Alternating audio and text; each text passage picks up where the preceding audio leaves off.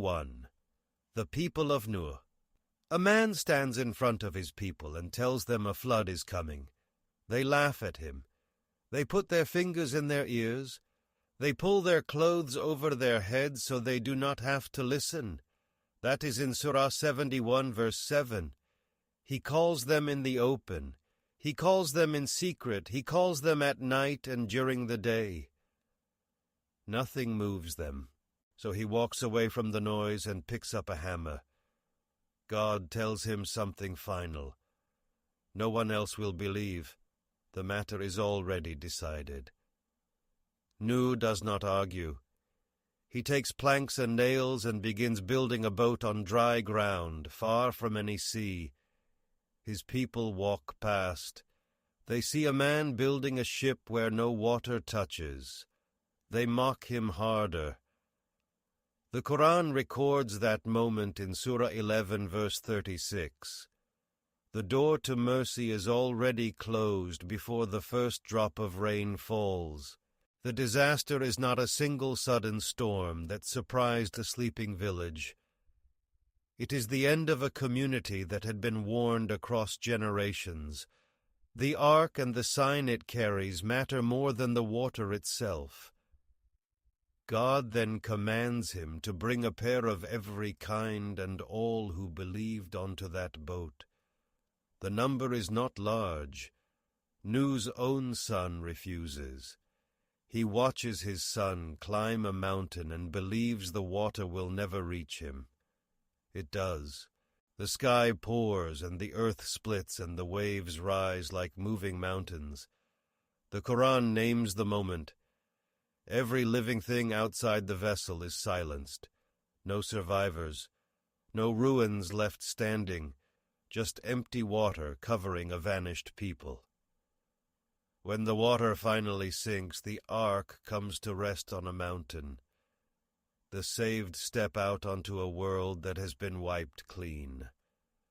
From these few, the human line will begin again. The ark rests on the mountain and the survivors step into a cleared world, and from them the human line begins anew. 2. The people of Ad. A man stands before a crowd on the sand. His name is Hud. He tells them to stop. They have built towers on every hill for no reason except pride. They have become strong. They have forgotten where that strength came from. They turn their backs. The Quran records his words in Surah Hud, verse 50, and their answer, more mockery. So God sends a wind, not a breeze, a screaming wind that does not stop for 7 nights and 8 days. That number is in Surah Al-Haqqah, verse 7. It flattens everything. People are thrown like hollow palm trunks. The wind enters their homes. Their bodies lie scattered across the ground. Nothing raises its head. The dust settles. And what is left behind is a name, Iram. The Quran names their city in Surah Al-Fajr, verses 6 to 8. It calls it the city of lofty pillars. Columns that reach up into the sky like nothing else in the land. But the wind tore through them. The pillars remained standing over an empty city, the very structure that now marks the punishment. No survivors, no one to inherit the homes or the wells. The Quran does not name a new tribe that moved in. It leaves the city in ruins. Later, caravans passed and saw the pillars rising over the ruined city. No one answered. The homes and wells lay empty. 3. The people of Thamud. A camel steps out of solid rock. The rock splits and gives way. Water runs behind it. The Prophet Salih stands a few paces away and tells his people one thing. This camel belongs to God. It will take water one day. You will take water the next. Do not harm it. That arrangement is in Surah 26, verses 155 and 156. The water table of an entire valley now runs on an alternating schedule because a camel walks out of a mountain. Most of them refuse. The test is not a random miracle. It is a system. The camel drinks. The people drink. The day the camel drinks, it gives enough milk to fill every container in the settlement. The day they drink, they keep the water and the milk stops. The Quran positions the disaster not as a moral lecture, but as a binding legal and material condition. Break it and the ground opens. The worst man among them takes a sword. He strikes the camel's legs and cuts through the tendons. The animal collapses. He and his group call out for Salih to bring whatever punishment he promised. They do not wait long. 3 days of warning. That number is in Surah Hud, verse 65. Then a deafening blast arrives. It is one cry, one single sound. It travels through the stone homes they carved into the mountainsides. The Quran says in Surah 7, verse 78, that morning found them lying dead inside their own houses, faces down. The rock that protected them became their tomb. It was as if they had never lived there at all. Their carved dwellings still stand. The Quran points travelers toward them, but no one moves in. No successor tribe is named. The houses are left empty. The stone bears the shape of hands that are no longer there. 4. The people of Lut. 2 men enter a city at sunset. They walk straight to Lut's door. He sees them, and panic crosses his face. His people have a custom with travelers. They seize them. They force them. No one else on earth behaves like this. Lut tells the men the evening is dangerous. The Quran records his words in Surah Hud, verse 77. He knows what will happen before the knock comes. A crowd gathers outside the house, not a few men, a mob from every part of town. They shout demands. They want the visitors handed over. Lut stands at the entrance and offers his own daughters in marriage to protect the guests. That offer is recorded in Surah 15, verse 71. He calls their attention to the path of purity. But the crowd only presses closer. Ibn Kathir and al-Tabari make clear the charge is not 1 sin but 2. The Quran condemns the sexual act they invented, and it condemns their violence against strangers. The road becomes a trap. The traveler finds no roof, no safety, no honor. The social crime is as severe as the private one. Both acts together tear the city apart. The angels reveal themselves. They give Lut one order: leave before dawn. Do not look back. Then the ground flips. The Quran says in Surah 11, verse 82, the cities were turned upside down. Baked stones fell from the sky, layer after layer. The morning found nothing standing except a ruined plain. Lut and the believers walk out under cover of darkness. Later tradition says others later occupied the land, but the Quran does not name them. It leaves only overturned earth and stone that still marks the road. 5. Pharaoh and his army. The sea opens. Walls of water stand on both sides. A dry path cuts straight across the bottom. Moses leads his people forward. Behind them, Pharaoh and his whole army charge into the gap. The last Israelite steps onto the far shore. Then the water comes back down. Pharaoh sees death rushing toward him. He shouts. For the first time, he says he believes in the God of the children of Israel. The Quran records those exact words in Surah Yunus, verse 90. But the answer comes fast. God tells him it is too late. He lived his whole life in rebellion. He spread corruption across the land. Now he wants faith at the final moment. The reply is no. Then the verse adds something that no one watching the sea close over a tyrant would expect. God does not destroy Pharaoh's body. He preserves it. The Quran says in verse 92 that God will save him in body, so he becomes a sign for the people who come after him. Not a hidden corpse at the bottom of the water, a sign left behind. The army drowns. The oppressor is gone. But Egypt does not vanish from the text. The land continues. The people continue. The punishment did not erase a nation.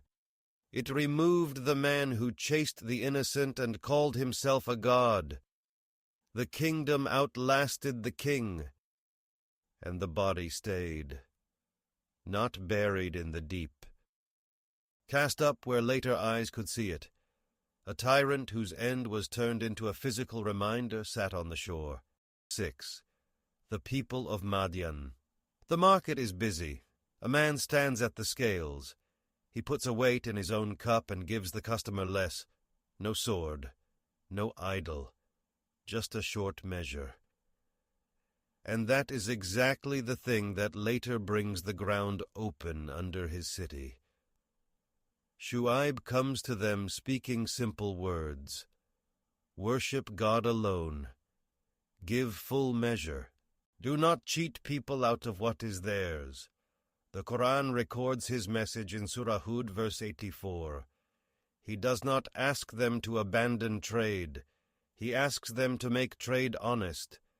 The response is not silence. They mock him. They ask if his prayer commands them to leave the gods of their fathers or stop doing what they want with their own property. The Quran in Surah Al-A'raf, verse 85, lists their crimes: short weighing, short measuring, and spreading corruption in the land. This is not a story of private religious failure. It is a story about what happens inside a marketplace when no one checks the weights. Ibn Kathir explains that their economy was built on fraud. The scale became the weapon. The contract became the trap. Shu'aib warns them again. Remember the fate of Nuh's people. Remember Hud's people. Remember Salih's people. Lut's people are not far from you. Do not let your business break you. The Quran records the confrontation in Surah Hud, verses 89 to 91. They answer with a threat. If we did not care for your family, we would stone you. They protect him only because his clan lives among them. The punishment arrives. A violent earthquake seizes them. The Quran in Surah Al-A'raf, verse 91, says they fell flat in their homes. One moment they were standing at the scales. The next moment they were lying dead on their own floors. The marketplace fell silent. No more short measures. No more false promises. The Quran does not name a new people taking their land. It leaves the ruins empty and the lesson hanging in the air. Some classical tafsir note that later tribes may have inhabited the region. But the text itself does not give a successor. It leaves the ruins empty. The market where people came to buy bread stood silent and closed. 7. The people of Saba. 2 rows of green stretch along a valley. Gardens so thick a traveler could walk in their shade for miles. The Quran describes Saba in Surah Saba, verse 15, a land of 2 gardens right and left and a secure settlement. Not a poor tribe scraping by, a kingdom that had built something. Verse 16 gives the turn. The people grew proud. They turned away from the one who gave them the gardens. So God sent against them something no army could have brought, the flood of the dam. The same water that fed every tree now roared through the valley and tore everything loose. The Quran does not say the land turned to desert. It says the gardens became gardens of bitter fruit, tamarisks, and a few lote trees. Not nothing, worse than nothing. A landscape that reminds anyone who passed. In one verse, an irrigation system becomes a punishment. Ibn Kathir explains that the famous Ma'rib Dam collapsed. A piece of infrastructure that held a civilization together broke, and the gardens rotted. The people scattered. The Quran in verse 19 says they were torn apart into separate communities. Saba the nation ends. Saba the story becomes a wreck. The land is not erased. Classical tafsir notes that other tribes later moved in and settled there. Empty houses filled again, but not by the ones who built them. The Quran leaves the image of a broken dam and fields full of thorny shrubs where fruit once hung low, a sign not hidden in a book, a sign that stood on the ground for anyone who passed that valley after. 8. The Army of the Elephant. Elephants move toward a city. No walls, no large army. Just a stone house in the middle of a valley. The year is about 570. Abraha, the ruler of Yemen, has built a great church. He wants the Arabs to come there instead of to the Kaaba. But they will not come, so he marches on Mecca with elephants. The Quran does not give the backstory. It gives what happened at the edge of the sacred land. Surah Al-Fil, chapter 105, opens with a question. Have you not seen how your Lord dealt with the companions of the elephant? Then the answer arrives in a single swift scene. God sent upon them birds in flocks, not arrows, not fire. The Quran says the stones were made of baked clay, hard, baked, and small, and when they struck, the army became like eaten straw. That is the phrase preserved in verse 5. Not defeated, not routed, turned into chewed-up dry leaves on the ground. There is no talk of numbers, no talk of flanking moves. The Quran compresses a whole military campaign into a few images. Elephants, birds, stones, and straw. Ibn Ishaq's Sirah provides the names of the leaders and the route. But the Quran does not need that. It shows a power that does not fight with swords. The invading army never reached the Kaaba. The elephants refused to move forward. The soldiers fell. Mecca was left standing. The Quraysh, who had fled the city, returned to find their sanctuary untouched. Abraha's army left nothing but a lesson that the clear morning was enough to finish a force of iron and flesh. The valley remained. The house remained. And the people who later protected it would never forget what birds and baked clay could do. 8 named cases in the Quran. The people of Nuh drowned, but a few on the ark survived, and from them the human line grew again. Ad and Thamud were wiped out completely. Colossal ruins left where tall pillars and rock-cut homes once stood. Pharaoh's army vanished under the sea, but Egypt itself remained, with its people, its land, and its lessons. The dam of Saba broke, gardens rotted, and the people scattered. Later others walked onto that land and settled there. Each story carries a concrete destruction, and then either a clear new beginning or a heavy silence. These are warnings cast in history. Read straight, they either close a human line or leave ruins that later peoples walk past. If this opened your eyes to something you didn't know about Islam, share it with someone who needs to see this. Like, subscribe if you haven't. See you in the next one.